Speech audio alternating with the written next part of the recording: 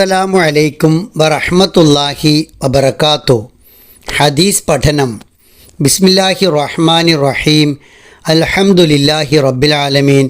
വസ്സലാത്തു വസ്സലാമു അലാ റസൂലിഹിൽ അമീൻ വഅലാ ആലിഹി വസഹ്ബിഹി അജ്മഈൻ. അൻ ഉസ്മാൻ ഇബ്നു അബിൽ ആസ് റളിയല്ലാഹു അൻഹു ഖാല ഖാല റസൂലുള്ളാഹി സ്വല്ലല്ലാഹു അലൈഹി വസല്ലം അല്ലാഹുമ്മ ഗഫിർലി ദംബി ഖതഇ വഅംദി അല്ലാഹുമ്മ ഇന്നി അസ്തഹ്ദീക ലിഅർഷദ അംരി വഅഊദു ബിക മിൻ ശർരി നഫ്സി.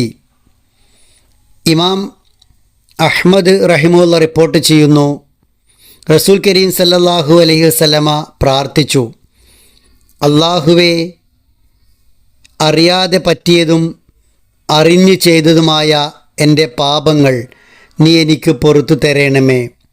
അല്ലാഹുവേ, എൻ്റെ കാര്യങ്ങളിൽ ഏറ്റവും ശരിയായ വഴികാട്ടലിന് ഞാൻ നിന്നോട് അപേക്ഷിക്കുന്നു. അല്ലാഹുവേ, എൻ്റെ മനസ്സിൻ്റെ തിന്മകളിൽ നിന്ന് ഞാൻ നിന്നോട് അഭയം തേടുന്നു. മനുഷ്യനിൽ നിന്ന് അറിയാതെയും അറിഞ്ഞും തെറ്റുകുറ്റങ്ങൾ സംഭവിക്കും.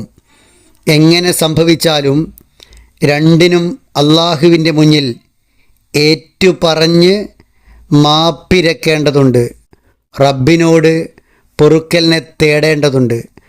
പൊറുക്കലിനെ തേടുന്നതിൻ്റെ ആദ്യ പടിയാണ് സ്വന്തം തെറ്റിനെ അംഗീകരിക്കുക എന്നത്. സ്വന്തം തെറ്റുകൾ അംഗീകരിക്കുന്നവർ ആത്മവികസനത്തിൻ്റെ പാതയിലാണ്. തെറ്റുപറ്റിയെന്ന് തുറന്നു സമ്മതിക്കുന്നതിലൂടെ മനസ്സിലെ കുറ്റബോധം കുറക്കാനും മാനസിക ആരോഗ്യം വീണ്ടെടുക്കാനും കഴിയും. സ്വന്തം തെറ്റ് റബ്ബിനോട് ഏറ്റുപറഞ്ഞ് പൊറുക്കലിനെ തേടുകയാണ് ഒന്നാമത്തെ പ്രാർത്ഥന. രണ്ടാമത്തെ പ്രാർത്ഥന, ജീവിതത്തിലെ നിർണായക സന്ദർഭങ്ങളിൽ തെറ്റുപറ്റാതെ ഏറ്റവും ശരിയായ വഴി തിരഞ്ഞെടുക്കാനുള്ള തീരുമാനത്തിലേക്ക് എത്താൻ അല്ലാഹുവിൻ്റെ സഹായം തേടിയുള്ള പ്രാർത്ഥനയാണ്. മൂന്നാമത്തെ പ്രാർത്ഥന, പുറത്തുള്ള ശത്രുക്കളെക്കാൾ അപകടകാരിയായ സ്വന്തം മനസ്സിലെ തെറ്റായ ചിന്തകളിൽ നിന്ന്, ദുർബോധനങ്ങളിൽ നിന്ന്, മോശമായ ആഗ്രഹങ്ങളിൽ നിന്ന് അഭയം തേടിക്കൊണ്ടുള്ള പ്രാർത്ഥനയാണ്. മനുഷ്യൻ ചില സന്ദർഭങ്ങളിൽ തൻ്റെ വികാരങ്ങൾക്ക് അടിപ്പെട്ട് അറിഞ്ഞുകൊണ്ട് തന്നെ തെറ്റുകൾ ചെയ്യും. വലിയൊരു അപരാധമാണ് ആ ചെയ്യുന്നതെങ്കിലും അള്ളാഹുവിൻ്റെ കാരുണ്യത്തിൽ നിരാശപ്പെടാതെ മടങ്ങി വരാനാണ് ഈ ഹദീസ് പ്രേരിപ്പിക്കുന്നത്. പുറത്തു നിന്നുള്ള ആളുകളെയോ സാഹചര്യങ്ങളെയോ കുറ്റപ്പെടുത്തുന്നതിന് പകരം സ്വന്തം ഉള്ളിലെ വൈകല്യങ്ങളെ തിരിച്ചറിയുകയും അതിൽ നിന്ന് രക്ഷ തേടുകയും ചെയ്യുന്ന വ്യക്തി വളരെ ഉയർന്ന ആത്മീയ നിലവാരത്തിലേക്ക് അടുക്കുകയാണ് ചെയ്യുന്നത്. അതാണ് അഊദു ബിക മിൻ ശർരി നഫ്സി. എൻ്റെ തന്നെ കുറ്റങ്ങളിൽ നിന്ന്.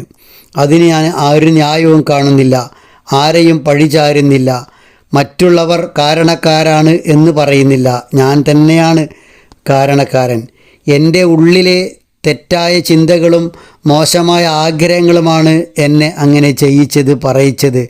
അതിൽ നിന്ന് ഞാനിതാ നിന്നോട് രക്ഷ തേടുന്നു. അങ്ങനെ സംഭവിക്കുന്നതിൽ നിന്നും നീ എന്നെ കാത്തു രക്ഷിക്കണമേ. അതോടൊപ്പം ഇതിൻ്റെ രണ്ടിൻ്റെ ഇടയിലായി പറഞ്ഞ പ്രാർത്ഥന, കാര്യങ്ങളിൽ ഏറ്റവും ശരിയായ അവസ്ഥയിലേക്ക്, തീരുമാനത്തിലേക്ക് എന്നെ നീ വഴി കാണിക്കണമേ എന്നാണ്. വളരെ പ്രധാനമായി 3 പ്രാർത്ഥനകളും ജീവിതത്തിൽ ഉണ്ടാവുകയും അള്ളാഹുവോട് നിരന്തരം പ്രാർത്ഥിക്കുകയും വേണം. അള്ളാഹു സുബ്ഹാനഹു വ തആല അനുഗ്രഹിക്കുമാറാവട്ടെ.